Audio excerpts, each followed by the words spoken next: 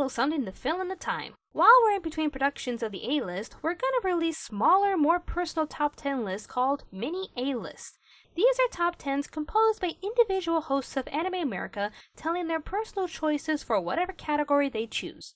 It won't be anything big like best dubs or saddest deaths or anything like that, but something smaller and more personal to the host like this list today, Robin's Top 10 Guilty Pleasures.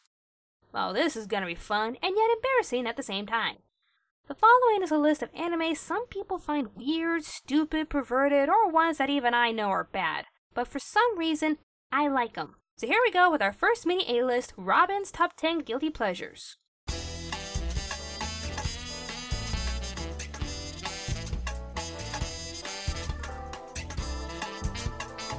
Number 10. Anything done by Uwatase. Other than Sakuragari and Arata Kangatari, every Uwatase title is the same.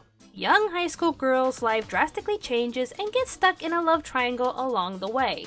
Whether it's going to another world to become a priestess or getting a robotic lover by mail, it's the same premise. Main girl always gets two sexy guys to desire her love. Lucky bitches. Her art style is a bit repetitive as well. As hard as she tries, she ends up developing characters that look alike. See for yourself. Whether the plots are different or predictable, you can always count on the main girl with a life-changing destiny and two sexy men after her heart. That doesn't mean I don't love her work though. I'm still reading Fushigi Yugi Genbu Kaiden, and once that ends, I will be expecting the Byakuya story as well. Please, Watase-san? I really want to know more about the priestess Suzuno and her celestial hottie Tatara.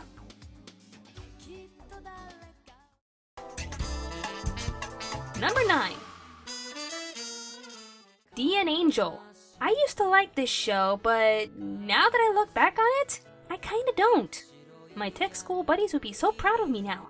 I mean, it's creative and all, but it just seems a bit overworked. You have the Phantom Dark, a mysterious and sexy thief who possesses a young boy from the Niwa clan. His purpose in life is to steal rare artifacts that hold some mystical power behind it and seal them away. Along the way, we meet his arch-nemesis, Crad. Dark backwards. He possesses a young boy from the Hikari clan. His purpose is just to fight Dark. Nothing else. We also learn more about the Niwa family, Grandpa's past, Mom's past, Daddy comes home, watch the main character choose his feelings between the twins, Risa and Riku, meet this random blonde chick, revive a sealed soul named Towa, and focus! There is just too much going on in this series. It's not just episode fillers, these are episodes that contribute way too much to the main plot. I'm sorry, but D.N. Angel was cheesy and overdone. So if I have all this crap against this show, why is it my guilty pleasure? Big Manana, voicing the Phantom Dark. Enough said. Number 8. Princess Princess. This is the one anime title I will always recommend. Why?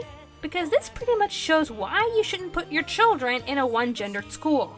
With girls' schools, they're brainwashed to think men are scums of the earth like the Lobelia girls. For boys' schools, they do whatever it takes to experience a normal high school life. All they want is to socialize with girls, to date them, to talk to them, and to have them around as motivation. Since there are no girls at this school, they do the next best thing. Dress up their prettiest boys in drag. Well, that makes sense, doesn't it? Still, they make sure to preserve their pride and pay them for their services. All they do is dress up in drag and cheer for the students. In exchange, they get free meals, a private bath, and cash. Sounds pretty good to me, and to the main character, Toru, who actually needs the extra cash to support his school life. And to also hide from his messed up cousin. Sayaka scares me. There's no yaoi in it other than the one kiss to scare away Toru's cousin, but nonetheless, this anime is a lot of fun to watch. Oh, and Mr. Manly Curl scares me too. Number 4 on this list for a reason! Number 7. Pre-tier. This is an interesting anime. It's a magical girl male harem with a Snow White twist. Okay, I'll explain it thoroughly. 7 Leafey Knights protect the world's life energy called Leafey by using their elemental powers to defeat the demon larvas and Fenril, the princess of disaster. If the situation turns for the worse, they find the legendary maiden known as the Pre-tier. In this case, it's Himeno, and by becoming one with the knights, she can use their powers to defeat the demon larvas and preserve the world's Lethe. She becomes one with the knights. You heard me right. The knights turn into balls of light and fuse with Himeno. So yeah, she has to become one with these guys, including the children. Awkward. But that's the least of this show's problems. What's the main problem? The characters.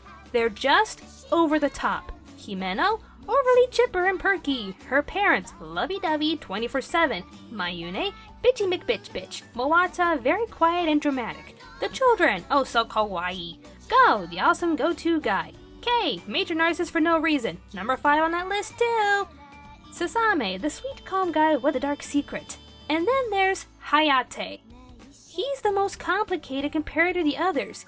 He started out as a Bamf who doesn't want another pre-tier, but along the way, as he's developing feelings for Himeno, he just turns awkward. He acts all blushy and randomly turns into Himeno's knight in shiny armor in the last 2 seconds. It was just an awkward character development. 1 minute you're Bamf, the next you're all blushy and awkward. So yeah, pre-tier. An interesting anime with cheesy characters. But I was pretty proud to collect it in high school. I'll still watch from time to time, so even though it has its flaws, it's still my guilty pleasure. Number 6. Marmalade Boy. This is the most cheesy, romantic comedy soap opera in anime history. You have Miki and Yu. Their parents decide to split up and exchange spouses. So now her dad is married to his mom, and his dad is married to her mom. Fun twist party we have here. She had a crush on her childhood friend, but is growing feelings for her new stepbrother. Well, as long as they're not blood relatives, everything is fine, right? Oh wait, what's that? Their parents knew each other in college and they slept around with each other? Well, this could be bad. You had love triangles forming around, random characters popping in to come in between the main couple, and some forbidden relationship formed along the way. Oh, don't you wish life was this interesting? I will always cherish this title since it was recommended by one of my dear friends from middle school, Tim. Thanks for the awesome recommendation, my friend. Number 5. Loveless. Oh, Loveless. An interesting, surreal anime with random battles, cat ears, and pedophilia. Don't deny it, Sobi's a pedo. When you watch it, the story can be a bit confusing. First off, you have a random organization called Seven Moons. They teach and dispense couples out into the world to exchange and combat with other couples. These couples are paired by their destined names like Breathless, Sleepless, and Beloved.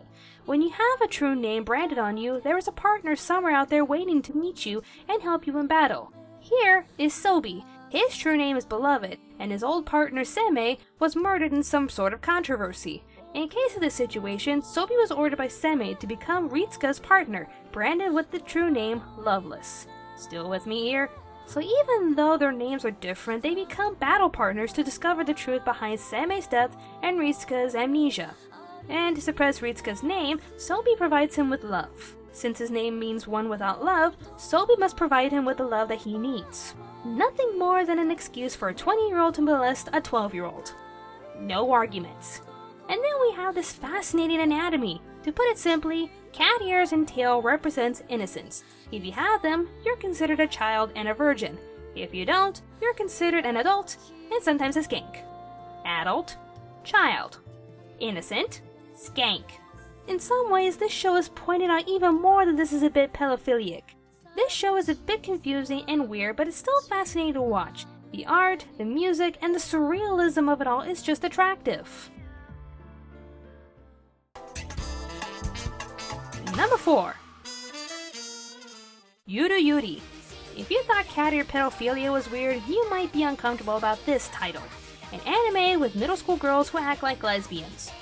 Just thinking how this is somewhat geared with fan service can be a bit disturbing, but I can't help but love this show. It's the characters and the random scenarios that make this show hilarious. Plus we get one of the biggest nosebleeds in anime history next to Corinne. Yes, it can be awkward with some of the fantasies, and the fact that Akari has an older sister with an incest issue can be a problem. But just keep telling yourself this. It's a cartoon. Middle school girls don't really do this. That is, they don't do this if they go to a co-ed school and not one of those one-gendered schools. Oh wait! Yuri Yuri is based at an all-girls school. Like I said, your kids will be messed up for life if they go to these schools. Number 3. Ronin Warriors. Behold, old school's cheesiness at its finest. For those of you who haven't seen this anime, listen up. A dark demon lord named Talpa wants to conquer the mortal world. The only thing stopping him and his 4 dark warlords are the 5 Ronin warriors. The random thing is that Talpa appears in the very first second of the show, and the Ronin warriors are there as they sense this would happen. Very quick to the point, aren't we? Talpa pulls a douche move by sealing away all the humans in the area in another dimension, and also sealing the Ronin warriors away. Ryo the Wildfire was sealed in a volcano, Kento the Hard Rock is sealed in a hard rock, Sage of the Halo is sealed in a green glowy thingy in a cave, okay? Sai of the Torrent is sealed in the bottom of the ocean, and Rowan of the Heavens is sealed in space. Good luck getting that one! By sealing the warriors, however, they're able to absorb a little extra power from their original elements. So yeah, way to go, dumbass! Still, they need a little help getting themselves unsealed, so they have to rely on a young girl named Mia and a snot-nosed brat named Yuli. Screwed much? Along the way, if whenever they're in any trouble, a random monk named the Ancient appears to get them out of trouble. I have no questions to ask. It's a cheesy anime with very cheesy dialogue, but I don't care. I love this show. Number 2. Oh, here we go. Ski Show. I don't know what to say. This is just a bizarre world here, full of romance, drama, weird science hypnosis, and no women. You heard me right? No women! Nothing but men here! You have your masculine men, and you have your obvious girly men. They just pair up randomly and no one knows how they reproduce. The main plot centers around Sora and Sunao. Sora is recovering from amnesia and doesn't know why Sunao is giving him the cold treatment. And yet, on some nights, their personalities change and they're all over each other. Awesome fan service plot, but there's actually a good reason behind this. These guys were victims of science experiments as children. To suppress their suffering, they created an alternate personality to take over and endure the pain. This causes the 2 of them to grow up with different personalities. Sora can turn into Yoru, and Sunao can turn into Ron. Even though Sora and Sunao kinda hate each other at first, their alternate personalities are desperately in love with each other. And then we have the final episode. Everyone but the children, thank God, has a partner, and there's nothing but fan service. Nothing explicit, but you know what's gonna happen. Honorable mention! My all-time favorite anime ever, Sailor Moon. This show can be cheesy, and sometimes the plot won't make sense. Plus, it can also get pathetic every time when either the Sailor Scouts or Tuxedo Mask have to give Sailor Moon the cue to finish off the bad guy. Moon Spiral! Wait. We didn't say Simon Says! Even with all its faults, this will always be my favorite anime and my guilty pleasure. And my ultimate guilty pleasure anime of all time is... Oh my god, this is embarrassing. Level C. There are no excuses for this one. This is nothing but smut. Smut, smut, smut. Remember in my Junjo Hatsukoi review where I said the typical yaoi consists of the couple having 2 seconds of development and then they go straight to the yaoi? This is the best example! It starts off with a homeless businessman named Kazumi. He meets a young male model named Mizuki in the city and decides to pursue him. He asks him for a place to spend the night, and in exchange, he'll give him a night of extreme pleasure. And that's it. From then on, we get a small subplot and go straight to the smut. Every chapter was the same. Small plot, smut. For example, we discovered Kazumi has a twin sister. Smut. Kazumi used to date a woman whose younger brother now goes to the same school as Mizuki. Smut. Mizuki's stepmother finds out about the relationship and wants to ruin Mizuki's life. Ah, who cares? More smut! There's no development, little plot, and it's just flat out smut. Nothing more. Now why would I like this? In high school, I was on the yaoi bandwagon like you wouldn't believe. I loved Gravitation, I loved Gundam Wing Dojinshis, and I loved Fake. My friend plopped this title into my hands and this changed everything. my fascination for yaoi went up a few more notches, and it just changed my point of view over the whole genre. Nowadays, I don't really read doujinshis anymore or even get into fan pairings. I prefer original pairings and a good story, hence why I love Junjo Romantica and Seikaiichi Hatsukoi. Still, if I learned anything from Level C, it's this. There's nothing wrong with having a little fun and a guilty pleasure. If any of you thought I was going to say Boku no Pico, shame on you. For more updates on Anime America projects, just go to our Facebook page and like us. If you wish to support our production by purchasing our merchandise, just go to www.cafepress.com/Anime America Podcast. Thank you for watching, and stay tuned to Anime America.